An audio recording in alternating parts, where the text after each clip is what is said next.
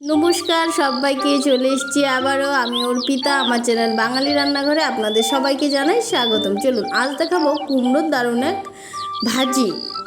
খুবই নর্মাল কিন্তু খেতে অসাধারণ লাগে জানেন। চলুন জমি থেকে প্রথমে একটা কচি রেখে কুমড়ো নেওয়া যাক। সেই কুমড়ো দিয়ে আজ করব কুমড়ো ভাজি। আর হ্যাঁ, ভিডিওটি শেষ পর্যন্ত দেখার কিন্তু অনুরোধ রইল। ভালো লাগলে কিন্তু অবশ্যই চ্যানেলটা সাবস্ক্রাইব করে বেল নোটিফিকেশনটা অল করে রাখবেন।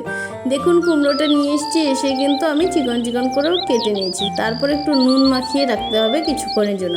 এতে অনেকটা জল বেরিয়ে যাবে কুমড়ো থেকে, রান্নাটি করতে বেশ ভালো লাগে। না হলে কুমড়ো ভাজিতে অনেকটাই জল উঠে যায়, ঝরঝরে কুমড়ো ভাজিটা ঠিক হয় না, সেই কারণেই নুন মাখিয়ে রাখা। তারপর কিছুটা সরিষার তেল দিয়ে দিলাম। দেখুন তেলটা গরম হয়ে গেলে দিয়ে দেব কিছুটা পেঁয়াজ কুচি আর কয়েকটা কাঁচা লঙ্কা দিয়ে পেঁয়াজটা কিছুক্ষণ সময় ধরে কিন্তু নাড়তে হবে। একদম লালচে কালার চলে আসা পর্যন্ত নাড়বেন, তাহলে কিন্তু দারুণ একটা স্মেল আসে পেঁয়াজের। তারপর দিয়ে দেব কুমড়োটা। কুমড়োটা থেকে জল নিংড়ে নিয়েছি, সেটাও কিন্তু দেখাতে ভুলে গেছি।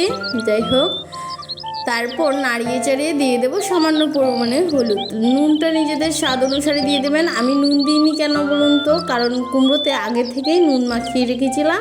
জলটা ঝরানোর ফলেও কিন্তু নুন কিছুটা কুমড়োতে থেকেই গেছিলো, সেজন্যই আর কুমড়োতে নুন দিইনি। তারপর আর কিছুক্ষণ নাড়িয়ে চাড়িয়ে ঢাকনা দিয়ে দিয়ে কিন্তু আমি ভেজে নেব ভাজিটা। এতে কী হবে, সুন্দর একটা ভাজি হয়ে যাবে আর নরম হয়ে একদম নরম তুলতুলে হয়ে সেদ্ধ হয়ে যাবে। এভাবে কিছুক্ষণ সময় ধরে আমি ভেজে নেব, তারপর নামিয়ে নেব। দারুণ খেতে হয়, একবার হলেও কিন্তু ট্রাই করবেন। টাটা, আজকের জন্য।